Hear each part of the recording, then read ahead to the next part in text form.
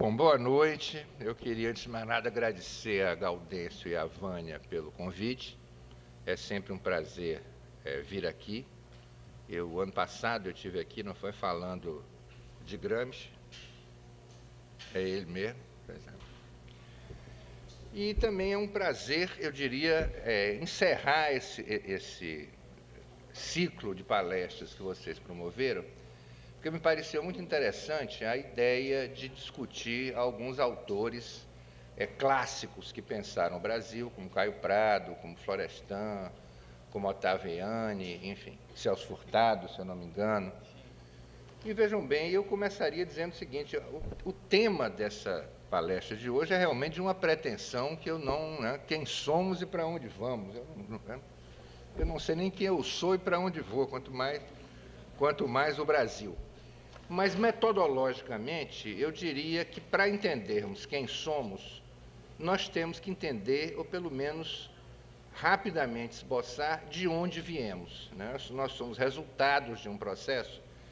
E eu diria o seguinte: já há, na historiografia brasileira, no pensamento social brasileiro, um certo amadurecimento do que eu chamaria uma imagem do Brasil, e, muito particularmente, uma imagem marxista do Brasil, cujos principais elaboradores são o Caio Prado Júnior, que eu acho que Virgínia falou sobre ele com você, e Florestan Fernandes, foi a Miriam? Miriam Limoeiro, né? Eu acho que em ambos esses autores, nós encontramos, não só neles, eu acho que em Ottaviani também, Nelson Werneck Sodré, mas eu diria particularmente em Caio e em Florestan, nós encontramos uma tentativa de pensar a transição do Brasil de uma economia colonial, de uma economia estamental, escravista, para uma economia capitalista. E eu acho que em ambos os casos, eles perceberam que o caminho do Brasil para o capitalismo, para a modernidade, é um caminho que nós poderíamos dizer não clássico. O Lenin, tem uma distinção entre o que ele chama de caminho clássico para o capitalismo e caminho não clássico ou prussiano para o capitalismo. Esse caminho não clássico, em geral, se caracteriza por uma ruptura só parcial com o passado, pela conservação de elementos do passado, na nova situação. Por exemplo, o Lenin trabalha muito no conceito de via prussiana com a questão agrária. Ele diz, em vez de haver uma divisão da propriedade, como houve na França, como de certo modo houve na Inglaterra, há uma manutenção do velho latifúndio, manutenção, inclusive, de formas de coerção extraeconômica sobre o trabalho, mas, ao mesmo tempo, o latifúndio se moderniza, entra na lógica do capital. Então, nós podemos dizer, houve uma transição para o capitalismo, mas uma transição conserva muita coisa do passado. A mesma visão aparece na obra de Florestan Fernandes. É até curioso observar que Caio Prado, embora marxista, não utiliza em sua obra nem a categoria de via prussiana do Lenin, nem a categoria de revolução passiva do Gramsci. Eu diria, a revolução passiva é difícil ele usar, porque Gramsci estava elaborando essa categoria no mesmo momento em que ele escrevia as suas obras principais. Mas, independente dele não usar as categorias, certamente está presente na obra dele essa percepção de uma transição pelo alto para o capitalismo. Esse conceito de via prussiana se acopla bem com o conceito gramsciano de revolução passiva, ou seja, de processos de transformação nos quais as camadas subalternas são excluídas, as camadas dirigentes, velhas e novas, fazem um acordão, e disso resulta uma mudança, mas uma mudança que conserva. Eu diria que há um brasileiro, o Antônio Carlos, não meu conterrâneo, mas o mineiro, tão reacionário quanto, mas o mineiro Antônio Carlos Mineiro, antes da Revolução de 30, teria dito essa frase emblemática: façamos a revolução antes que o povo a faça. Então, eu diria, revolução passiva tem muito esse sentido, quer dizer, as classes dominantes se antecipam, introduzem algumas mudanças, mas, na verdade, conservam muita coisa do passado. Há um sociólogo americano, Barrington Moore Jr., que criou um termo que me parece muito feliz para expressar esse tipo de processo de transição. Ele fala em modernização conservadora. Então, eu diria que o Brasil viveu certamente esse tipo de processo, o que reforça o autoritarismo na sociedade, cria um déficit de cidadania, quer dizer, a participação popular é pequena nesse processo, e isso tudo marca o Brasil de hoje. Mas eu acho que um grande mérito do Caio e do Florestan é ter percebido que, malgrado esse processo, digamos, torto de desenvolvimento do capitalismo, o Brasil atual é um país capitalista, e eu diria plenamente capitalista. Isso me parece hoje, parece a todos nós uma coisa óbvia, mas eu me lembro que quando eu ingressei no Partido Comunista Brasileiro, em 1960, a imagem que o PCB tinha do Brasil é que o Brasil era um país semi-feudal, dependente do imperialismo, e que carecia ainda de uma revolução democrático-burguesa ou de libertação nacional para consolidar o capitalismo, e só a partir daí se pensaria no socialismo. É a velha teoria etapista, né, que o Brasil viveria primeiro uma etapa democrático-burguesa e depois uma etapa socialista. Eu acho que o grande mérito de Florestan e de Caio Prado é ter observado que, embora Caio Prado tivesse sido a vida inteira militante do PCB, eu não sei porquê, porque ele sempre discordou muito do PCB, mas eu diria que o mérito dos dois é ter percebido que o Brasil não era um país semi-feudal, a economia agrária brasileira é capitalista, o Caio Prado insistiu muito nisso, não é? Portanto, a ideia de que carecíamos de uma revolução democrática burguesa é um equívoco, e eu diria até um equívoco político que certamente atrapalhou a ação do Partido Comunista durante os primeiros anos 60. O Partido Comunista criou uma categoria, uma chamada burguesia nacional. A burguesia nacional era aquela que se opunha ao imperialismo, né? E eu me lembro que eu era meio esquerdista, né, quando eu entrei no PCB e tal, e aborrecia lá os dirigentes da Bahia, disse, mas quem é a burguesia nacional? E eu me lembro que o secretário-geral lá da Bahia disse, bom, é o Zé Hermílio de Moraes, que não é o atual, é o pai do atual, e Fernando Gasparian. Só, mas uma classe social não se forma com duas pessoas. Então, ou seja, era um conceito equivocado, apostou-se muito nessa burguesia nacional, que efetivamente não existia. Mas, ao lado desse enorme mérito, eu diria, de Florestan e de Caio, há na obra de ambos alguma coisa que eu diria um limite. Ou seja, eles percebem essa transição conservadora, mas eu diria, eles acentuam exageradamente o lado da conservação. Caio Prado, num livro chamado A Revolução Brasileira, chega a dizer o seguinte, nós somos o mesmo do passado. Não é? Uma economia colonial, agrária, voltada para a exportação, se refere ao processo de industrialização iniciado nos anos 30 como um arremedo de industrialização, ou seja, eu acho que ele sublinha o momento da conservação e esquece que houve, efetivamente, mudanças no país. Não é? Inclusive um processo de industrialização por substituição de importações, que criou um parque industrial importante no Brasil. O Florestan, no fundo, também tem uma ideia muito parecida. Quer dizer, para ele, a burguesia brasileira, porque chegou tarde, porque é dependente do imperialismo, não pode abandonar uma forma de dominação que ele chama de autocracia burguesa. Então, ele se refere à ditadura militar como autocracia burguesa, mas insiste em dizer que a autocracia burguesa continua mesmo depois do fim da ditadura.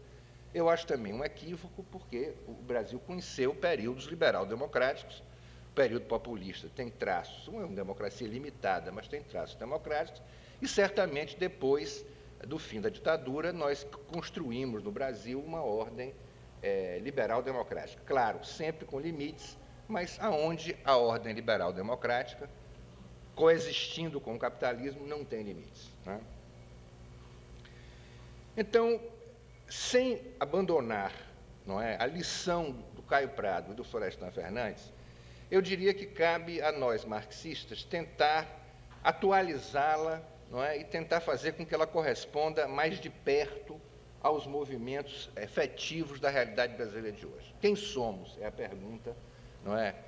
Eu diria, somos um país capitalista, plenamente capitalista, sem dúvida, e mais do que isso, somos uma sociedade de tipo ocidental. E aqui eu me refiro, como muitos de vocês devem saber, a um conceito gramsciano. O Gramsci faz uma distinção entre Oriente e Ocidente. Em geral, ele usa Oriente e Ocidente entre aspas, porque não se trata de um conceito geopolítico, nem geográfico, mas de um conceito histórico-social.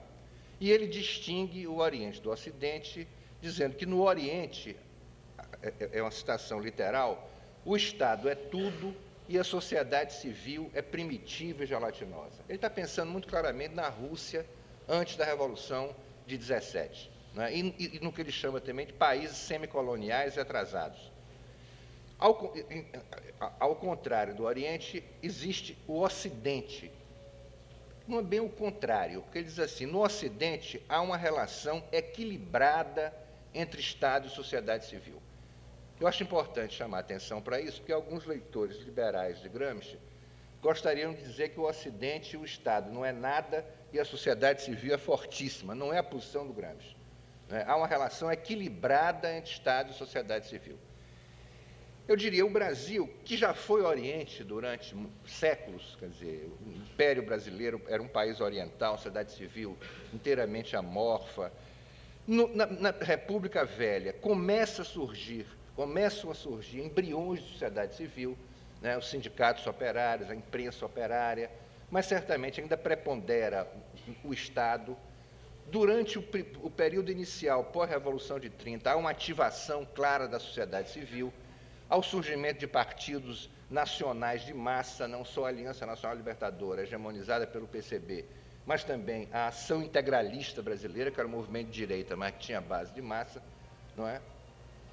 Então, eu diria que o Brasil foi progressivamente se ocidentalizando, malgrado os recuos ditatoriais, e a consolidação de uma sociedade ocidental no Brasil ocorre, paradoxalmente, sob a ditadura militar iniciada em 64. Por quê? Porque a ditadura militar iniciada em 64 foi uma ditadura conservadora, mas também modernizadora. Modernizadora no sentido que ela desenvolveu fortemente as forças produtivas, não é? Elevou o patamar da industrialização brasileira a um nível bastante alto. Tudo isso, evidentemente, a serviço do grande capital, nacional e internacional. Mas não foi uma ditadura, digamos assim, estagnacionista. Ela não coagulou o Brasil nos seus traços de atraso. Aliás, foi um momento interessante, porque primeira reação da esquerda à ditadura de 64 era a ideia de que ela conduziria o Brasil à estagnação. Foi a posição não só do Partidão, do PCB, mas também de Celso Furtado, que escreveu, se eu não estou enganado, em 67, um livro chamado Estagnação e Subdesenvolvimento na América Latina. Ele dizia, olha, essas ditaduras aí vão estagnar o desenvolvimento do país. Não foi o caso. O Brasil cresceu fortemente durante a ditadura, não é? Veja bem, eu não estou defendendo a ditadura, pelo amor de Deus, eu estou registrando o fato de que, do ponto de vista do desenvolvimento do capitalismo, ela foi modernizadora, não é? Veja bem, uma ditadura modernizadora não fascista. Se fascismo é xingamento, foi fascista. Mas se fascismo é uma categoria sociológica, ou seja, para usar a definição clássica do marxismo, é o governo do grande monopólio, da direita, com base social de massa. Se nós observarmos tanto a história da Itália fascista quanto da Alemanha fascista, nós veremos que foram construídos movimentos de massa, partidos fascistas, nazista e fascista, que tiveram um papel importante na tomada do poder por esses governos que levaram o fascismo nos dois lugares. A ditadura militar brasileira não foi fascista, porque ela não organizou massa. A ideologia e a prática dela é desmobilizadora, não é? Era dizer, olha, política, ideologia, cria conflito, isso prejudica a segurança nacional e prejudica o desenvolvimento nacional. Então, o que é que acontece? Modernizadora, por um lado, ela cria as bases do florescimento de uma sociedade civil diversificada, múltipla. Sociedade civil essa que ela tenta reprimir e frequentemente reprime com dureza, mas que ela não pode absorver no aparelho de Estado, porque ela não tem essa base de massa que o fascismo tinha. Quer dizer, na Itália e na Alemanha fascistas, o partido fascista e o Estado fascista absorveram movimentos de massa. absorveram sindicatos, criaram movimentos de massa, na Itália o chamado dopo lavoro, ou seja, a organização dos esportes, enfim. No Brasil isso não pôde ser feito porque a ditadura, como disse a vocês, não era fascista. Reprimiu, mas não pôde absorver. Nesse sentido, floresce uma sociedade civil, não é? Sobretudo no período final da ditadura, meados dos anos 70 para frente, que a ditadura tenta reprimir, mas não consegue controlar. É exatamente o conflito entre a sociedade civil, não é, e o Estado, uma sociedade civil plural, não é, e, em geral, em dado momento, colocada contra a ditadura, é a contradição entre a sociedade civil crescente e organizando-se cada vez mais e o Estado ditatorial que leva ao processo de corrosão da ditadura e ao que eu chamaria de derrota da ditadura.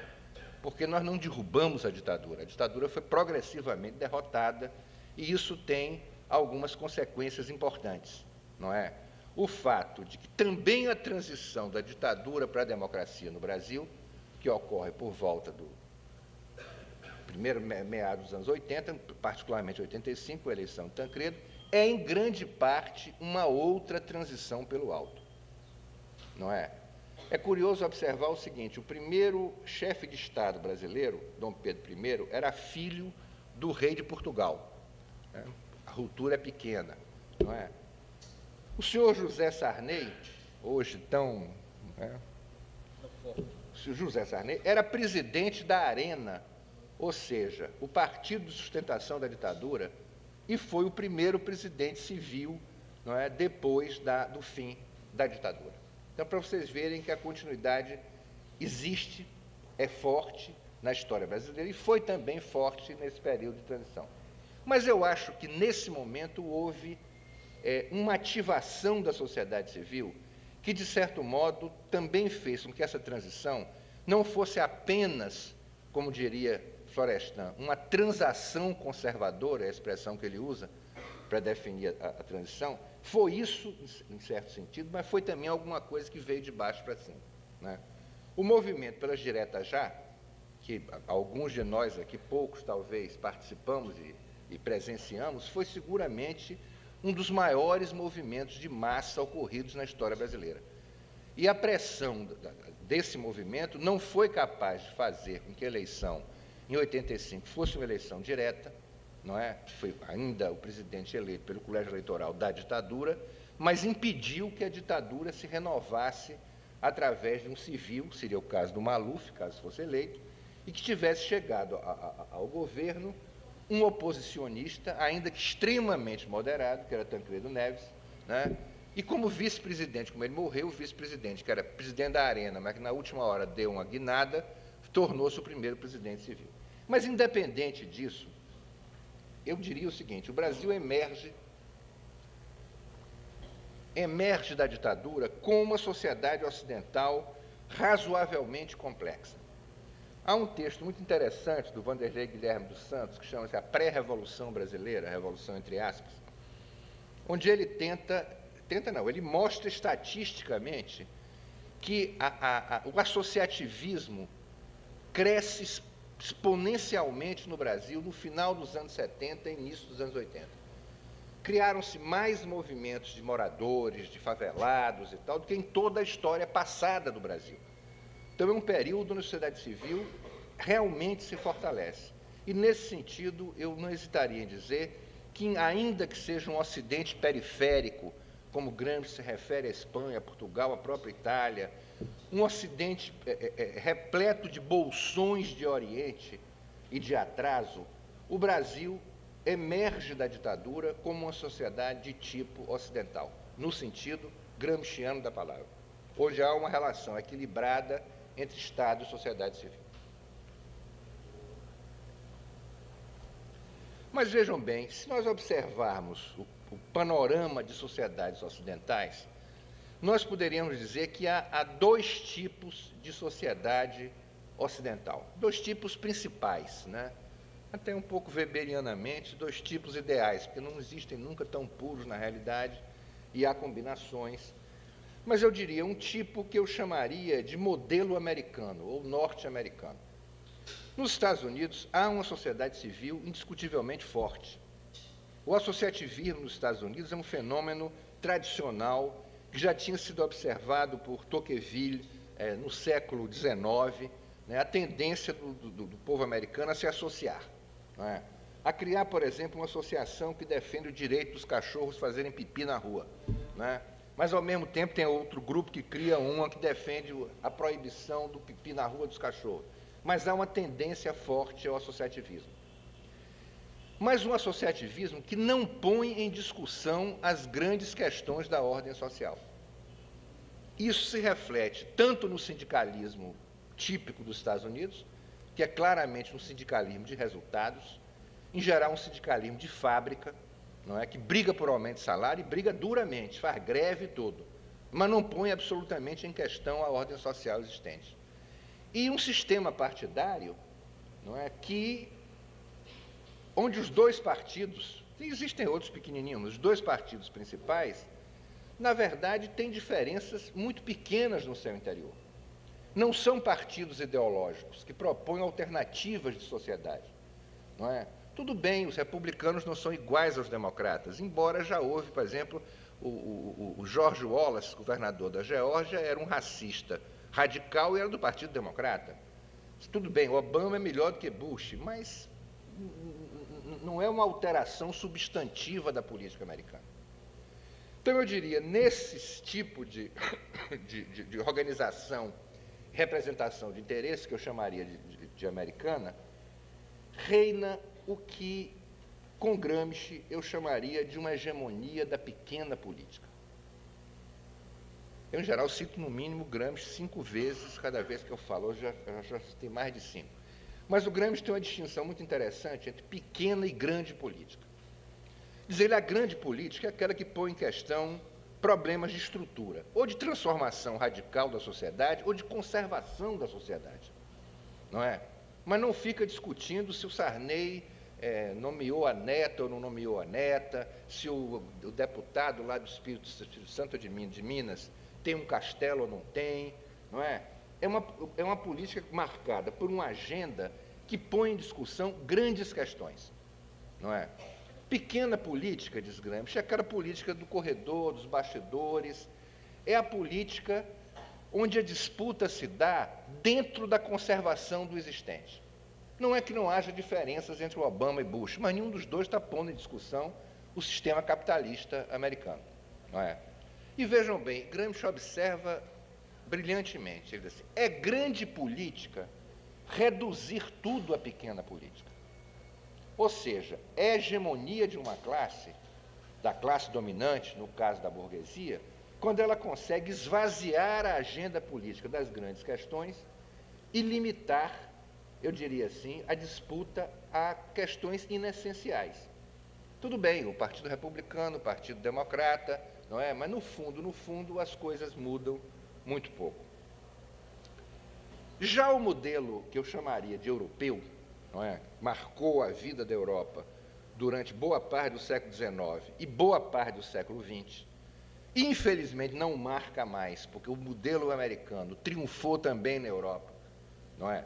O modelo europeu clássico era um modelo formado, a sociedade civil era forte, o sindicalismo era um sindicalismo de classe, um sindicalismo combativo, não é? Que punha em questão frequentemente a própria ordem social, e onde havia uma disputa partidária entre partidos com base social definida, até eu diria partidos de classe, não é? E com uma proposta ideológica clara.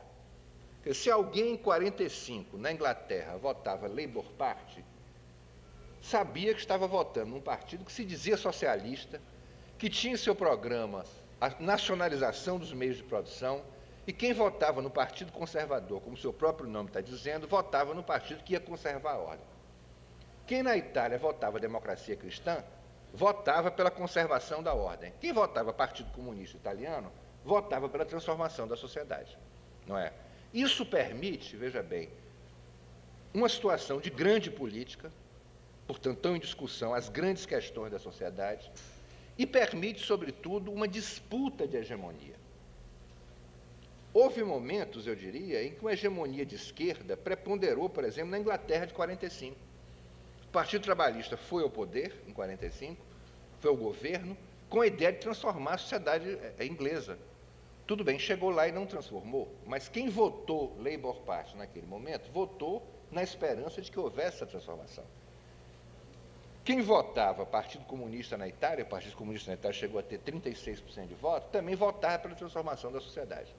Infelizmente, com o predomínio ideológico no neoliberalismo, também na Europa, esse modelo de disputa de hegemonia foi cada vez mais se reduzindo, e eu diria que reina também hoje na Europa a pequena política.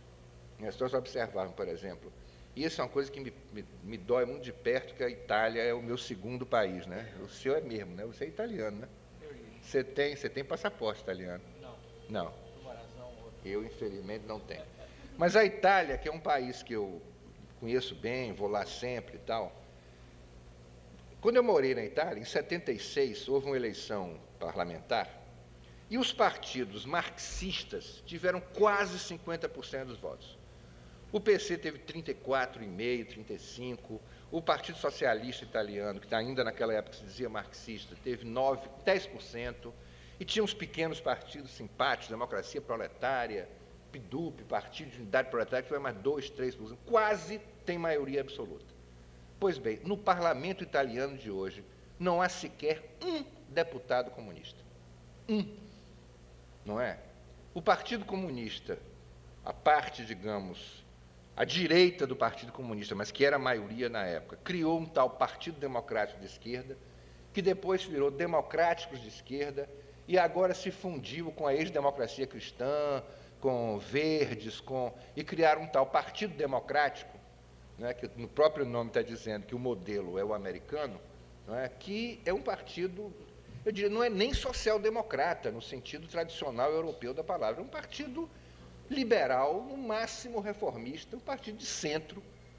Portanto, num país como a Itália, que foi marcado por uma disputa dura de hegemonia, onde a esquerda quase chega ao governo em alguns momentos, a Itália hoje não diria pior do que os Estados Unidos, porque, sei lá, o Veltroni, que não é mais o líder do Partido Democrático, é melhor do que o Berlusconi, né? Mas, no fundo, não tem diferença substantiva. A política que o governo de centro-esquerda do Prodi fez é a mesma política que Berlusconi está fazendo, né? Muito bem, eu diria que o Brasil emerge da ditadura, uma sociedade ocidental, com esta disputa de que modelo de hegemonia prevaleceria. Muitos de nós também vivemos a brilhante eleição de 89, de saudosa memória, não é? Onde nós temos um segundo turno, onde se defrontam, por um lado, Fernando Collor, e, por outro, Luiz Inácio Lula da Silva, o PT e outras forças de esquerda. Eu acho que naquele momento fica muito claro que dois projetos atravessam a sociedade brasileira, nenhum dos dois ainda é hegemônico. O Collor joga claramente no modelo neoliberal. Collor tem o mérito, se isso é mérito, de ter sido o primeiro que propôs no Brasil claramente privatismo, abertura do mercado, uma política claramente neoliberal. E eu me lembro quando ele teve ameaçado de impeachment, eu vi na televisão uma entrevista do Fernando Henrique Cardoso, onde ele dizia o seguinte: é uma pena que esse rapaz tenha se envolvido com corrupção e tal, porque a proposta dele era uma boa proposta, não é? Então, no segundo turno, se agrupam em torno do Collor todas as forças que propendem por um modelo americano de organização da nossa sociedade ocidental. Partidos frouxos, como era o nome do partido do Collor? PRN, um partido lá que ele inventou, que era PJ, depois virou PRN, não é? O sindicalismo no qual esse bloco se apoiava era o chamado sindicalismo de resultados, de tipo claramente norte-americano, que primeiro foi CGT, terminou virando força sindical, cujo dirigente na época era o Medeiros. E do outro lado, quer dizer, do lado chamado democrático popular, se agrupavam forças que tentavam se organizar segundo o modelo europeu. A CUT era um sindicato classista, não é? O PT era um partido com base social definida, que queria ser um partido dos trabalhadores, com uma proposta de sociedade, desde o primeiro documento do PT, ele se diz socialista, nunca definiu muito bem o que era o socialismo, né? Mas sempre se disse socialista. Então, eu diria, há uma disputa de hegemonia forte entre esses dois grupos. O governo de Itamar Franco, nós poderíamos dizer, é um parênteses, mas não deixa de também tender ao neoliberalismo, porque a primeira privatização séria no Brasil, da CSN, ocorre no governo Itamar. A vitória de Fernando Henrique é a consolidação de uma política neoliberal que não foi levada aos extremos menemistas, ou seja, aquilo que Menem fez na Argentina, porque havia um bloco de forças, o PT, a CUT, os movimentos sociais, que se opunham duramente ao neoliberalismo. Passou muita coisa, privatizou-se muita coisa, mas conseguiu-se resistir, e conseguiu-se resistir graças a esse conjunto de forças agrupado em torno do PT, seus aliados e dos movimentos sociais. Até um certo momento, eu diria, até a eleição de Lula em 2002, por mais que já preponderasse uma hegemonia de tipo neoliberal, ainda não estava claramente definida essa hegemonia. Havia razões para a esperança, não é? A esperança podia vencer o medo. E quantos de nós não fomos lá votar por quê?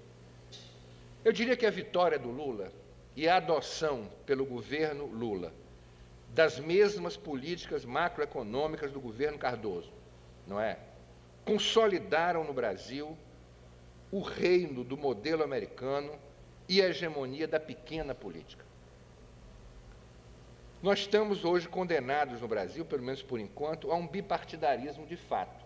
Quer dizer, nós temos o PSDB e seus pendurucalhos, o DEM, PFL, agora DEM, e outros partidos, PPS, né, que faz parte desse bloco e tal. Temos o PT e seus aliados, seus pendurucalhos. O partido mais forte hoje no Brasil é um partido claramente de tipo americano, é o PMDB, que não é um partido ideológico, é uma federação de lideranças regionais, de lobbies, um partido tipicamente não europeu naquele sentido que eu me referi antes. E o PT se transformou também nisso. Ou seja, ocorreu alguma coisa, isso já vem ocorrendo desde Fernando Henrique, que Gramsci chamou de transformismo. Aliás, é um termo, transformismo, corrente na política italiana. Nós poderíamos traduzir por cooptação. Diz Gramsci, nos processos de revolução passiva, quando as transformações são feitas pelo alto, há uma tendência da classe dominante em cooptar setores das classes dominadas. Ou cooptar lideranças, ou cooptar até mesmo, diz Gramsci, inteiros setores das classes subalternas. Eu diria que nós vivemos no Brasil, do governo Fernando Henrique para cá, um claro processo de transformismo. Num primeiro momento, o transformismo de algumas lideranças. Vocês talvez não lembrem, mas Fernando Henrique foi um homem de esquerda, não é? Não é casual que ele mandou esquecer o que escreveu, porque ele escreveu alguns livros importantes. Eu lembro, por exemplo, Escravidão e Capitalismo no Brasil Meridional, que é um dos seus primeiros livros, tem um prefácio que é uma bela exposição do método dialético, com base em Lukács e em Sartre, não é? Então, progressivamente, eu diria, o Fernando Henrique foi sendo cooptado pelo bloco no poder, e nós temos no primeiro governo, não só Fernando Henrique, mas vários outros economistas que eram de esquerda, não vou citar nomes aqui, mas tem muita gente que participou claramente, o próprio Pedro Malan, que escrevia livros pregando a redistribuição de renda, mas foi uma cooptação, eu diria, de lideranças, uma cooptação individual, que não impediu que houvesse a resistência do Bloco Democrático Popular durante todo o governo do Fernando Henrique. Com a ascensão de Lula, do PT e de Lula ao governo, eu diria que ocorre um transformismo que Gramsci chamaria de tipo molecular. São grupos sociais que são cooptados. Grupos sociais tais como representados no sindicalismo, por exemplo. A CUT é hoje Qual é a diferença hoje entre CUT e força sindical? Ambas apoiam o governo, não é? Muitas das suas lideranças ocupam cargos importantes no governo, SESI, fundos de pensão. Quer dizer, o sindicalismo ligado ao PT foi cooptado pela máquina do Estado. Vários movimentos sociais, igualmente, ONGs, né, resiste, e vejam bem, resiste tanto quanto pode o MST. Eu digo tanto quanto pode, porque o MST hoje vive em grande parte de cesta básica que o governo dá aos assentados. Então, o MST, embora esteja frequentemente em embate com o governo Lula, não se colocou claramente na oposição, né? Então, eu diria, aquela possibilidade que a transição nos apontava, de nós nos encaminharmos por uma via efetivamente democrática, aberta ao socialismo, com uma hegemonia nova de camadas subalternas, está provisoriamente bloqueada. Eu insisto no provisoriamente, porque se eu achasse que está bloqueada para sempre, eu ia tomar conta do meu jardim, não é? Ver o Fluminense perder todo domingo, essa coisa lastimável que está acontecendo. Então, estou aqui brigando porque acho... Ou tomar um bom vinho. Tomar um bom vinho. Mas isso eu tomo mesmo brigando. Aí não é uma opção. Ou brigar ou tomar vinho. Não, pelo amor de Deus. Não faça isso, não. Então, vejam bem. Perder uma batalha não significa perder uma guerra. E eu chamo a atenção de vocês para que a perda dessa batalha, da esquerda, é uma perda mundial. Tudo bem, eu acho que nós temos alguns fenômenos na América Latina, na América do Sul, Latina, agora tem Honduras, extremamente interessantes, que é o caso da Venezuela, o caso da Bolívia, o caso do Equador, que ainda, eu diria, por mais simpatia que eu tenha pelos três, eu ainda espero um pouco para ver o caminho que isso seguirá, mas no resto do mundo, seguramente a esquerda tem sido sistematicamente derrotada. A situação hoje, eu me lembro de um velho comunista que um dia me disse, eu estava no apartamento de um amigo, isso em 42, eu não era nascido, hein? Portanto, de repente o rádio disse, olha, as tropas nazistas alemãs chegaram a 40 quilômetros de Moscou, durante a Segunda Guerra Mundial. E esse amigo me disse, eu abri em prantos, chorava convulsivamente, vamos perder a guerra, não é? A partir de 43, graças a Stalingrado, às lutas, a batalha de Stalingrado, a guerra começa a sofrer uma inflexão e o nazismo termina sendo derrotado, não é? Os soviéticos entram em Berlim, libertam Berlim, o que permite a Carlos Drummond de Andrade escrever um belíssimo poema chamado Com o Russo em Berlim, não é? E outro Canto a Stalingrado. Ou seja, aquele momento parecia um momento desesperado e não era um momento desesperado. Quer dizer, há razões para a esperança, não é? Mas, concluindo, comecei com Gramsci e concluo com Gramsci. Gramsci tem um mote que ele recolheu no escritor francês chamado Romain Rolland, que ele diz o seguinte, olha, a tarefa do comunista, diz ele, é combinar o pessimismo da inteligência com o otimismo da vontade. O que é que isso quer dizer? Quer dizer o seguinte, nós devemos ser muito frios na análise do real. Não confundir nossa vontade com o movimento do real. Eu me lembro que uma coisa que me irritava muito nos documentos do PCB é que eles começavam sempre assim, o socialismo avança no mundo. A gente não via esse avanço, né? Golpe militar na Polônia, o socialismo triunfou na...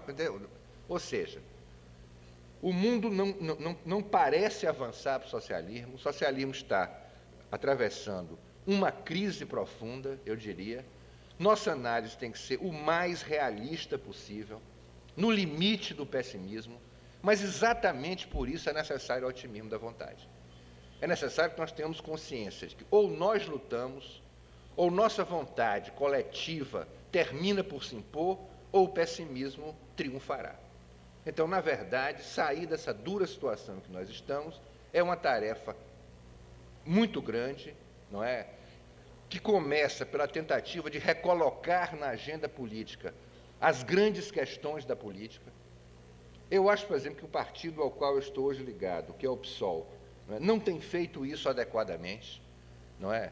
Porque continua muito insistindo na questão moralista da corrupção, que é importante, pelo amor de Deus, não é? Mas não pode se concentrar a ação de um partido socialista, né, que pretende recuperar a bandeira abandonada pelo PT, concentrar na luta para fora Sarney, o castelo lá do... Não é? Então, eu acho o seguinte, estamos numa situação difícil, inclusive os partidos que se mantêm à esquerda, como o PSOL, o PSTU e o PCBinho, que antigamente a gente chamava de partidão, né? Agora o PCB, coitado, é um pequeno partido, né? Porque o PCdoB já se foi, né? Engraçado que o PCdoB era a esquerda e nós éramos a direita, não é? E agora, né? Então é isso, gente, pessimismo da inteligência, otimismo da vontade, não esmorecer, vamos à luta.